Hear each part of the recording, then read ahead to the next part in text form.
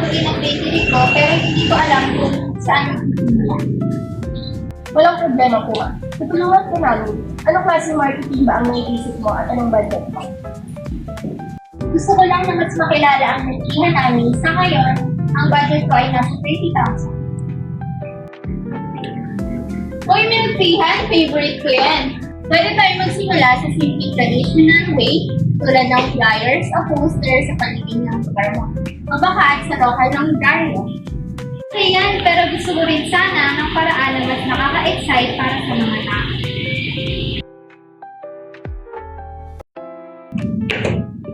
Uy, narinig ko yung usapan nyo. May naisip ako.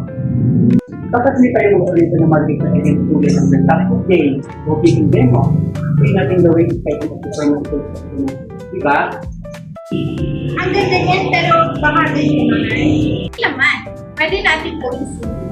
Gumawa tayo ng 5,000 and campaign sa Instagram at Facebook. Kasabay nito, mag-post ka ng behind the scene ng paggawa ng campaign para mas ma-engage ang mga tao.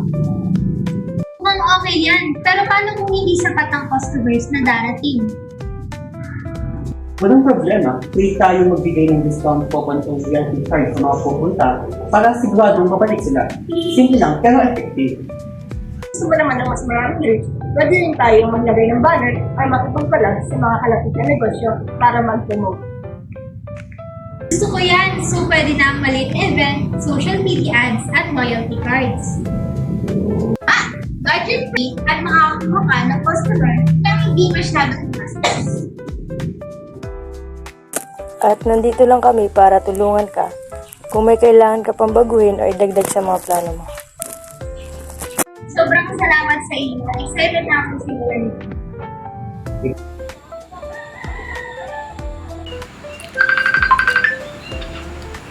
Hello Ana, kamusta?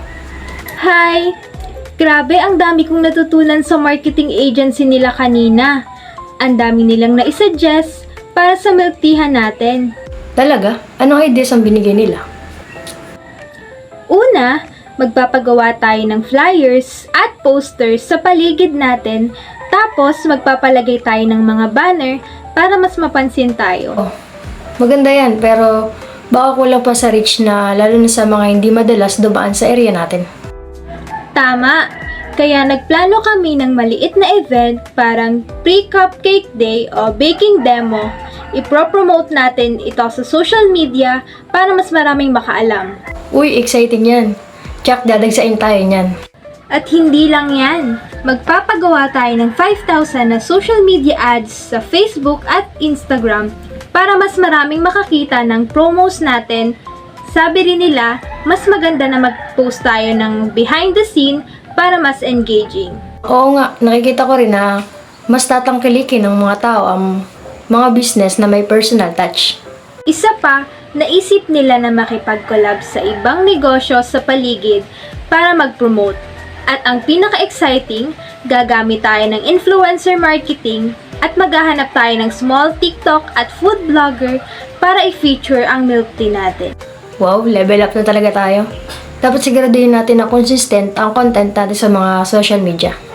Oo, pwede rin tayong magpa-contest kagaya ng Best Milk Tea Selfie Challenge kung saan may libreng drinks ang mga winners. Ang saya niyan. Kailan natin sisimulan? Gusto ko nang umpisaan agad, pero kailangan muna nating ayusin ang schedule at budget natin para lahat ay ma-implement ng maayos. Sige, gawa tayo bukas ng meeting para bukas mapag-usapan natin ang mabuti. Tamang-tama. Sige, bukas na lang natin planuhin lahat ng detalyado. Salamat ha! Wala nga naman. Excited na rin ako. Ako rin.